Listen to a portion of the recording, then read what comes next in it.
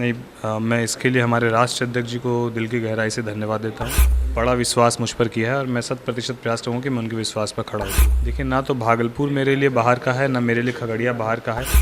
भागलपुर और खगड़िया दोनों ही जगहों पर जो है हमारा परिवार है, हमारा व्यापार है और स्ट्रैटेजी आपके पास होनी चाहिए। कोई हवाई बात यदि मैं कोई कमिटमेंट करूं कि हम लोग जाके वहाँ एयरपोर्ट बना देंगे, हम लोग ऐसा कर देंगे, तो ये उनके साथ उनको ठगना होगा। कोई भी हो, उसको ना आप कमज़ोर समझिए ना बहुत मजबूत समझिए। आप चुनौती को चुनौती के रूप में लेते हुए अपने विज़न, अपने आइडियोलॉजी को रखते हुए आप सिर्फ काम करते चलिए। और हम लोगों के पास सबसे अच्छी चीज़ ये है कि एनडीए के पास चेहरा भी है, एनडीए के पास विज़न भी है, एनडीए के पास आइडियोलॉजी भी है।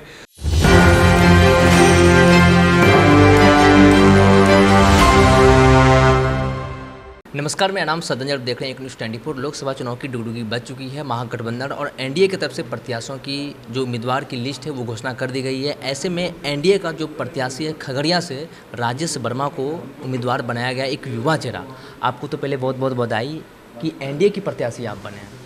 नहीं, मैं इसके लिए हमारे राष्ट्र अध्यक्ष जी को दिल की गहराई से धन्यवाद देता हूँ कि उन्होंने एक बड़ा विश्वास मुझ पर किया है और मैं 100% प्रयास करूँगा कि मैं उनके विश्वास पर खड़ा उतरूँ। आपको पहली बार लोकसभा का टिकट मिला है, आप भागलपुर छोड़कर अब खगड़िया आ रहे हैं कि खगड़िया की जनता के लिए आप क्या करना चाहेंगे और अगर जीतते हैं तो वहाँ के युवाओं के लिए आप क्या करेंगे? देखिए, ना तो भागलपुर मेरे लिए बाहर का है, ना मेरे लिए खगड़िया बाहर का है। भागलपुर और खगड़िया दोनों ही जगहों पर जो है हमारा परिवार है, हमारा व्यापार है और राजनीतिक रूप से हम लोग हमेशा जो है हमारा आना जाना भागलपुर खगड़िया में होता रहा है और खगड़िया की आम आवाम से बहुत अच्छी तरीके से रूबरू भी हूँ। तो मुझे लगता है कि हमारे राष्ट्र अध्यक्ष ने जो मौका दिया है उसको हम लोग 100% धरातल पर उतारने का काम करेंगे। आम आवाम की सेवा में हम लोग खगड़िया में मजबूती से रहेंगे। 2017 में आप वार्ड पार्षद बने, फिर डिप्टी मेयर बने। आपने डिप्टी मेयर से काफ़ी नाम कमाया था, भागलपुर में आपने काम भी किया था। किस तरीके से फिर उस डिप्टी मेयर को आपने वहाँ पे काम किया, फिर अनुभव तो काफ़ी आपको हुआ ही होगा, तो उस अनुभव को किस तरीके से आप भुनाएंगे खगड़िया में? देखिए, जब नगर निगम का आप चुनाव लड़ते हैं, वार्ड का चुनाव लड़ते हैं, आप जब डिप्टी मेयर का चुनाव लड़ते हैं और 5 साल आप काम करते हैं, तो उस 5 साल में नगर निगम में आप लोगों की मूलभूत समस्याओं को निजात दिलाने का काम करते हैं, जैसे रोड, नाली, बिजली, पानी, राशन, आवास। तो ये जो मूलभूत चीज़ें हैं उस पर हम लोगों ने पूरे 5 साल तक काम किया है और मुझे लगता है कि आज किसी भी आप लोकसभा क्षेत्र में जाएंगे तो पहले आम आवाम की मूलभूत समस्याओं से निजात दिलाने की प्लानिंग और स्ट्रैटेजी आपके पास होनी चाहिए। कोई हवाई बात यदि मैं कोई कमिटमेंट करूं कि हम लोग जाके वहाँ एयरपोर्ट बना देंगे, हम लोग ऐसा कर देंगे, तो ये उनके साथ उनको ठगना होगा।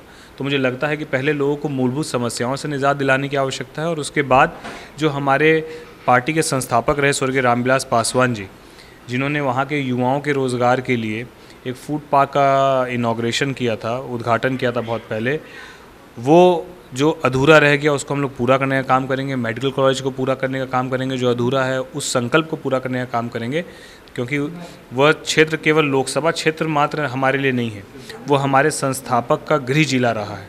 तो हमारे लिए गर्व की बात है कि हम अपने संस्थापक के गृह जिला से मुझे हमारे राष्ट्र अध्यक्ष जी ने चुनाव लड़ने का हमको मौका दिया।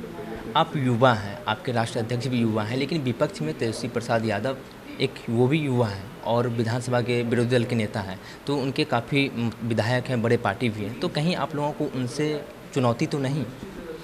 देखिए, जब आप चुनाव मैदान में उतरते हैं तो सामने में कोई भी हो उसको ना आप कमज़ोर समझिए ना बहुत मजबूत समझिए। आप चुनौती को चुनौती के रूप में लेते हुए अपने विज़न, अपने आइडियोलॉजी को रखते हुए आप सिर्फ काम करते चलिए। और हम लोगों के पास सबसे अच्छी चीज़ ये है कि एनडीए के पास चेहरा भी है, एनडीए के पास विज़न भी है, एनडीए के पास आइडियोलॉजी भी है और एनडीए ने पिछले 10 साल में अपने मजबूत कमिटमेंट्स को पूरा करने का काम भी किया है, वो ट्रस्ट भी है।